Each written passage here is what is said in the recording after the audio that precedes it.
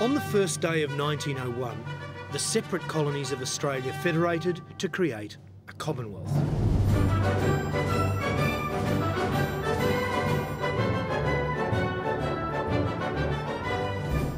Eight years after that, in November 1908, the Battle of the Sites, the long and controversial Battle of the Sites to confirm the new democratic nation's capital city, finally drew to an uneasy close.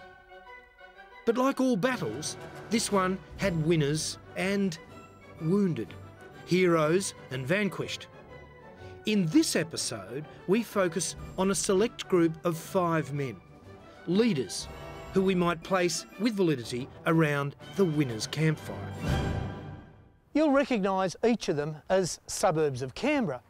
Of the 5 in question, 4 are early Prime Ministers and the 5th a minister in successive Labor governments between 1910 and 1916. Now, the portraits of the 4 Prime Ministers are hanging on permanent display in the elegant King's Hall of the old Parliament House. So let's go and take a look.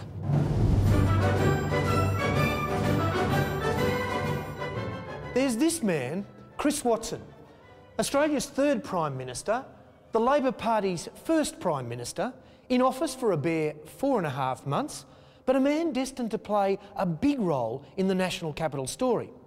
And there's George Reid, Australia's 4th Prime Minister, and as canny a tactician as anyone in the National Parliament. And Andrew Fisher, the Labor Party's 2nd Prime Minister, Australia's 5th, a real favourite of our present Prime Minister, and a man destined to be in power for most of the key centenary years, from 1908 to 1915. And Billy Hughes, the Little Digger, Labor man turned divisive National Party Prime Minister during most of the years of the Great War and beyond. His portrait now hangs in the National Portrait Gallery. Last, but by no personality measure least, King O'Malley, the legendary King O'Malley, destined to put his indelible and unique stamp on the early history of Canberra. All of these formidable men in the public life of federated Australia were elected to the Commonwealth Parliament in the historic first national vote in 1901. It was a parliament which, according to Billy Hughes' biographer Farmer White, constituted a galaxy which has never since been equalled. So let's start with John Christian Chris Watson. We know that in the few short months that the fledgling Watson government was in power in 1904, it could only manage one lonely piece of federal legislation, a Seat of Government Act for Dalgety. If anyone might be permitted to stick with this premature political choice, it was Watson. A thoughtful, principled man born of sturdy, atypical stock, Watson is the only Australian Prime Minister to be born outside of Australia or the British Isles. It was, in fact, in Valparaiso, Chile, of a Chilean German father and an Irish New Zealand mother. Watson spent his early years in New Zealand as a railway construction worker and apprentice printer. He came to Australia in 1886, finding a job as a stable hand at Government House in Sydney. The story goes that after a bit of a chat with the Governor, Lord Carrington, he was given 6pence for a beer. Watson spent his money immediately on a book. Keen rugby player, rower, deft cards and billiards player and voracious reader, Watson soaked up the politics of the trade union movement from an early age. It would soon lead to a remarkable political career in the infant Labor Party. Here he is, in his later 20s, with fellow New South Wales Parliamentary Labor Party members in 1895. Watson would soon prove to be as important as any one of the bigger-name Federation founders in reshaping a colonial politics previously based on narrow free trade or protectionist loyalties into the ideological and philosophical modern Australian political divide of Labor and non-Labor forces. But it was the intense politicking of the early national parliaments including his own short prime ministership, that took a severe toll on Watson's health. By his own admission, the experience knocked his nerves to tatters. Perhaps that is the reason why he adopted the national capital's cause. For Chris Watson, the capital of his adopted country was not just a national priority, it was a passionate, personal crusade. But why Canberra? Biographers have suggested that Watson's Canberra interest involved this unlikely chap. Long-term, elderly usher of the Black Rod in the New South Wales Legislative Council, Stuart Mole. It was probably Mole who encouraged Watson to go and see the Canberra site for himself at first hand. Few men were better equipped than the forbiddingly erect Stuart Mole to assess the various southern sites as future capitals. He had a soft spot for the southeastern corner of New South Wales, having lived on the limestone plains and in the Brindabellas, and ridden all over the southern country from the mountains to the sea. Looking at this photo, I'm willing to admit it's a bit of a stretch to imagine Mole as a man from Snowy River. You'll just have to take my word for it. Chris Watson was Mole's federal parliamentary member in South Sydney. Watson evidently listened up to the usher of the Black Rod and, not averse to a bit of adventurous travel, went and saw Canberra for himself. There's Watson, with Sir William Lyne and Billy Hughes amongst others, on the 1902 tour of the Senators, wryly amused in the background as Lyne struggles manfully to get his prodigious bulk over a rabbit-proof fence. In mid-August 1906, we know for sure that Watson was one of the 36 senators and reps to disembark at the Queanbeyan railway station on a crisp but dazzling late winter Monero morning, ready to run the slide rule over this emergent contender, Canberra. Chris Watson, as always, cut a commanding figure within the group. One member of the large party was heard to remark that Watson always comes out on top, and he was determined to get his way with the capital. After this watershed visit by the parliamentarians, on the brightest of all possible days, Canberra's stocks soared. Watson took it upon himself to become Canberra's principal advocate in the Parliament. In the House of Representatives, then in Melbourne, this was his classic summary of the superior credentials of the Canberra site. There is the plain in the centre and foothills all around. Beyond that, we have on the southwest and south the Murrumbidgee Mountains towering as background. There are mountain gorges which afford every diversity of scenery, and I have been informed by trout fishers that there are most interesting places in the heart of the mountains, full of beauty and within a short distance of the suggested site. I do not say that picturesqueness alone should decide the question, but other things being equal, I think that the beautiful ought to turn the scale. Watson privately rued the fact that so many members of the inaugural National Parliament did not get to see the Canberra site soon enough, including himself. Had he seen it earlier, he wrote, "I should not have voted for any other." George Reid was undeniably one of Australia's most significant founding fathers. For many decades after his death in 1918, Reid's reputation suffered because of the judgments of one or two of his equally illustrious contemporaries. The sometimes jealous, ever manipulative Henry Parkes called him a babbling lunatic. Then there was Alfred Deakin's acerbic diary entry in his posthumous book The Federal Story, not published until 1944, which would influence the opinions of a whole generation of Australian political scientists post-World War II. It is no flattering portrait. Even caricature has been unable to traverse his extraordinary appearance, his immense, unwieldy, jelly-like stomach always threatening to break his waistband, his little legs apparently bowed under its weight to the verge of their endurance, his thick neck rising behind his ears, rounding to his many-folded chin. He had no taste for literature, for art. Newspapers satisfied his tastes. He was fond of society and social amusements, but even at the theatre, his preference was for those of the crowd. In other respects, he resembled Henry Parkes, for he was inordinately vain and resolutely selfish, a consummate politician even more cunning, if anything excelling Parkes in variety and violence of vituperation. The Victorian protectionist Deakin was clearly no admirer of the New South Wales free trader Reid. But Deakin is dead right in stating that Reid was a consummate politician.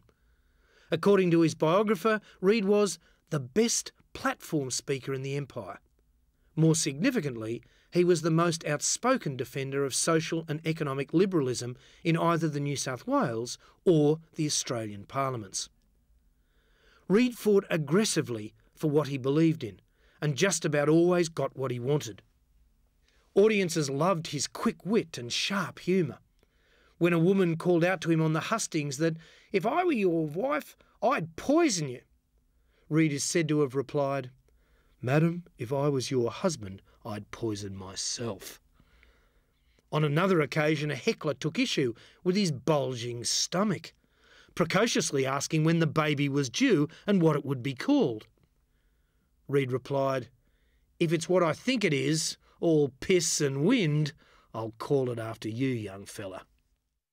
But a flair for showmanship should not cloud Reid's crucial role in the Federation debates of the 1890s. From 1895 to 1899, he virtually single-handedly gained a more democratic, more accessible constitution for the coming nation. And we should not forget that it was Reid who, as Premier of New South Wales, convened the secret Premiers' meeting in 1899, at which it was confirmed that New South Wales would host the capital site.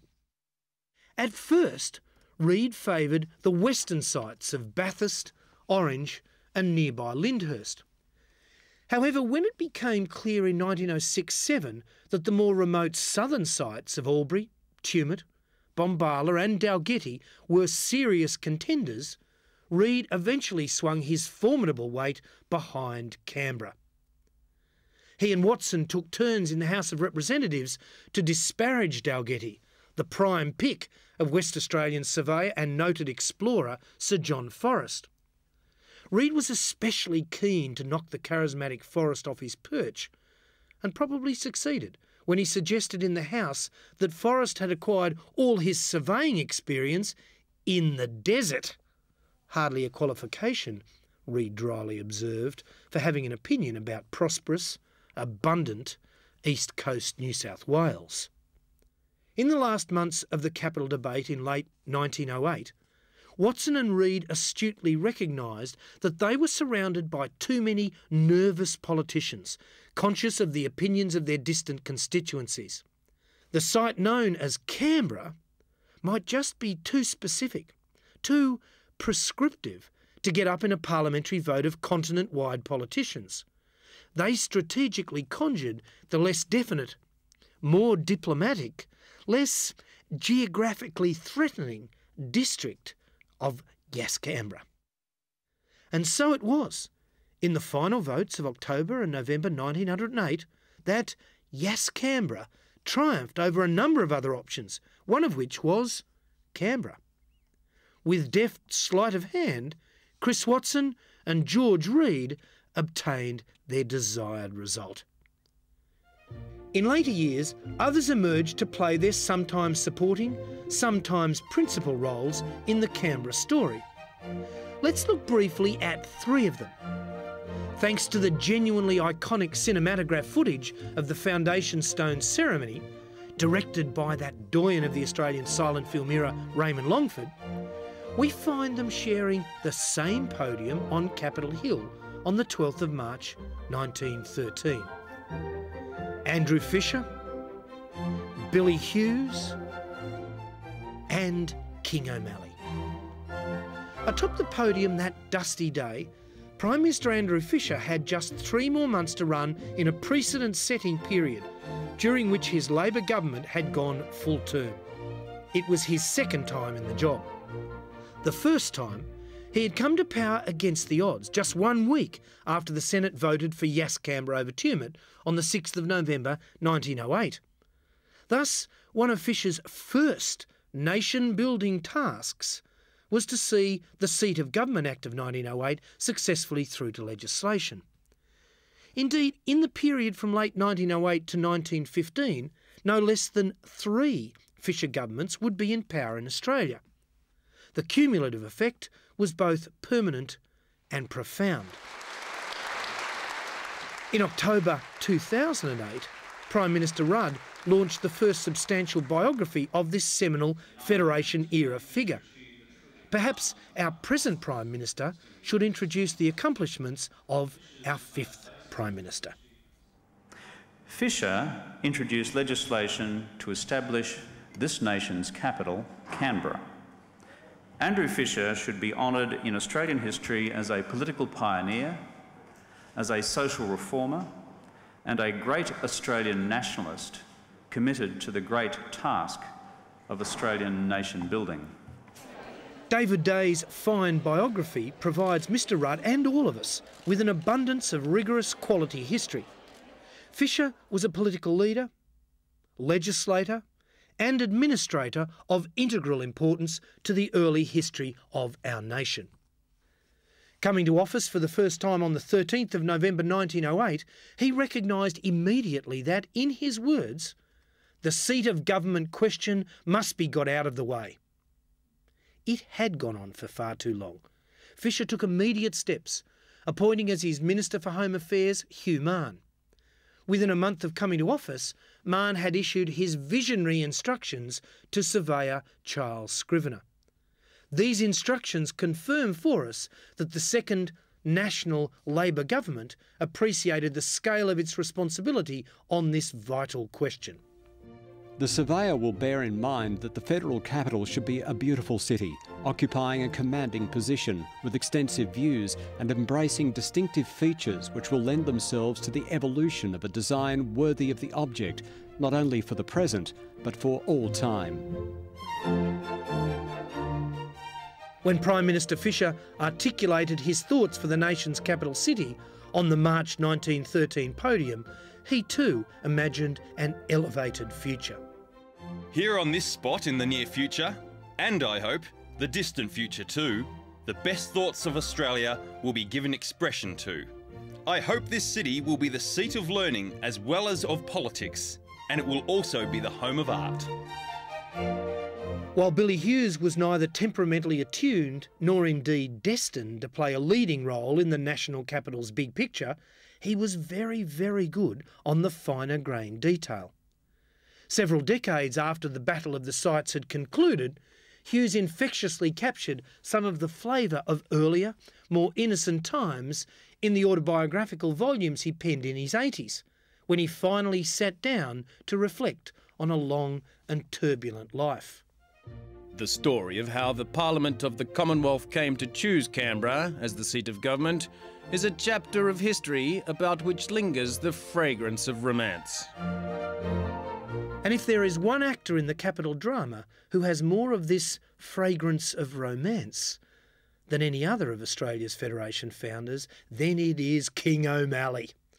So fragrant that the redoubtable Michael Boddy and Bob Ellis used the barely credible details of O'Malley's life as inspiration for their renowned musical, The Legend of King O'Malley, in 1970. A production so popular that it has been widely credited with kick-starting a new era in Australian theatre. Our play begins in Texas. See poor Australia's hope with Australia's gift for bullshit. Sweet gentles, give him rope for the king!